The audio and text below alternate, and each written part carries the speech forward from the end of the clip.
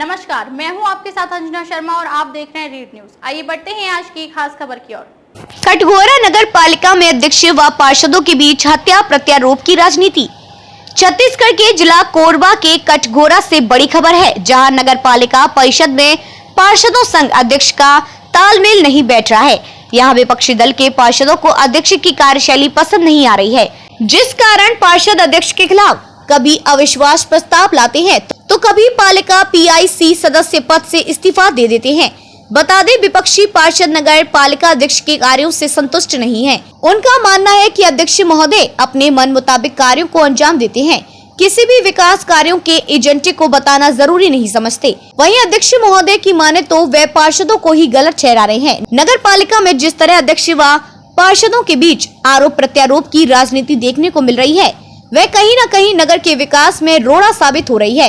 कटघोरा की जनता मूलभूत समस्याओं से हलाकान है और नगर अध्यक्ष व पार्षद एक दूसरे पर आरोप लगाने में मशगूल हैं।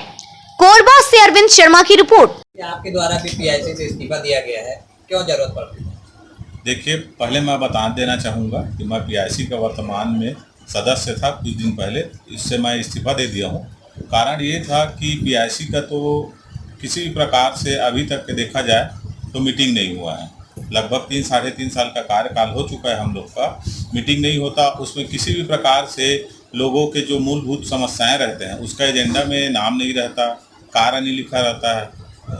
अध्यक्ष जी द्वारा एकाधिकार करके उसमें अपने ही जो भी कार्य रहते हैं जिससे उनको फायदा होता है उसको लिखा रहता है, और हमको उस जो भी टिप लिखा रहता है उसमें पीआईसी रजिस्टर में उसको नहीं दिखाया जाता। कर्मचारी द्वारा यह बोला जाता है कि इसमें सिर्फ सिग्नेचर कीजिए आप।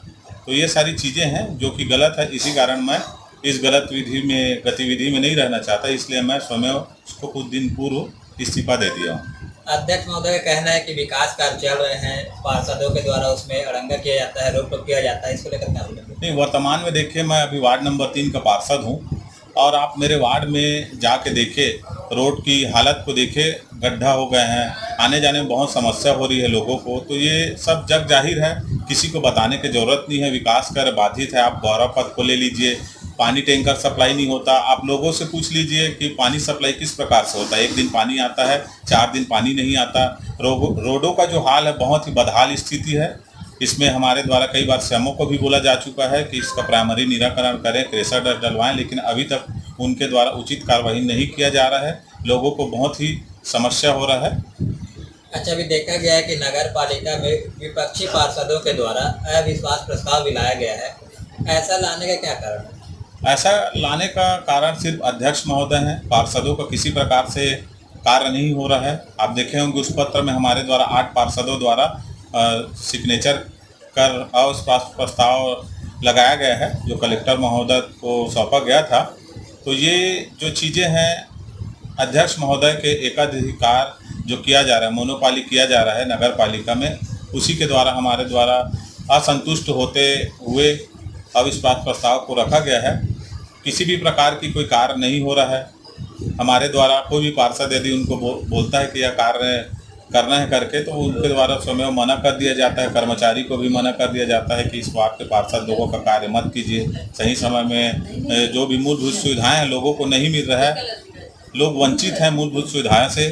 तो इस कारण हम सब असंतुष्ट हैं इनसे, और शासन के जो भी उनको पालन करना चाहिए वो नहीं कर रहे हैं। इसी कारण हम सभी जो असंतुष्ट पार्षद हैं इनसे, वो कलेक्टर महोदय के पास ज्ञापन सौंपकर अविश्वास प्रस्ताव करने का प्रस्ताव रखा है। अपना परिचय बता दीजिए। मैं वार्ड नंबर 3 किशोर दिवाकर पार्षद।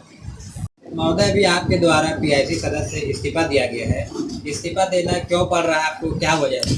यहाँ किसी प्रकार का कोई पार्षद का काम नहीं हो रहा है। न पीआईसी में जाते हैं हम लोग, लेकिन कोई मतलब नहीं रहता है। खाली साइन कराते हैं, न एजेंडा बताते हैं, न कुछ नहीं बताते हैं। इसी कारण अध्यक्ष महोदय का कहना है कि पूरी जानकारी दी जाती है। कोई जानकारी नहीं। अभी जो सूचना मिला 19 तारीख को, तुरंत एक दिन पहले सूचना मिला, उसके बाद में कागज़ को लेके गया। उसके बाद मैं बोला कि एजेंडा का है, तो एजेंडा को नहीं दिखाया, वो खाली कागज़ को दिखाया। मैं बोला एजेंडा इसमें नथी करूँ, उसके बाद में मैं साइन करूँगा। अच्छा, पीआईसी बनाने का क्या मकसद है? पीआईसी क्यों बनाया जाता है? पीआईसी 7 सदस्य होते हैं, साथ में हर विभाग के रहते हैं, लेकिन आज तक 3.5 साल में किसी को कोई जानकारी नहीं मिला। खाली साइन करो और पीआईसी का रजिस्टर गायब था 2 महीने से। 2 महीने के बाद अलमारी के ऊपर में फिर रखा हुआ था, यही कर्मचारी बताया गया उन्हीं के द्वारा। तो अभी आपका इस्तीफा दिया गया है, इसके बाद आगे की क्या रणनीति रहेगी? अब वो अपने हिसाब से चलाए नगर पालिका। मैं पीआईसी में नहीं रहूँगा, उपाध्यक्ष रहूँगा, नगर पालिका में रहूँगा और जनता का सेवक रहूँगा।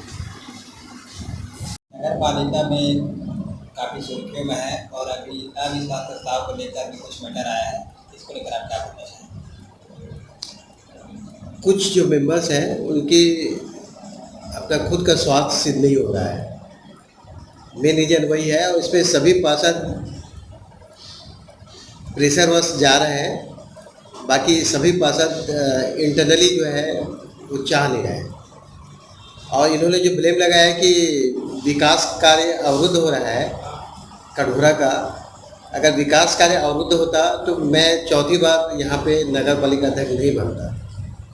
पब्लिक जब देख रही है काम हो रहा है, यहाँ पे विकास कार्य हो रहा है, इसलिए पब्लिक जो है इलेक्ट कर रही है। कुछ पार्षदों का ये भी कहना है, आपके ऊपर आरोप भी है कि आप उनके ऊपर ध्यान नहीं देते हो, विकास कार्य की जानकारी नहीं देते हो, एजेंडा नहीं बताते हो, इसको लेकर क्या बोलें? पूरा जब भी मीटिंग होती है पूरा एजेंडा सब पार्षदों के पास जाता है, सब मीटिंग में डिस्कस होती है परिषद की जो है, इसमें कोई छिपाने वाली बात नहीं है। अब ब्लेम लगाने के लिए कुछ भी लगा सकते हैं।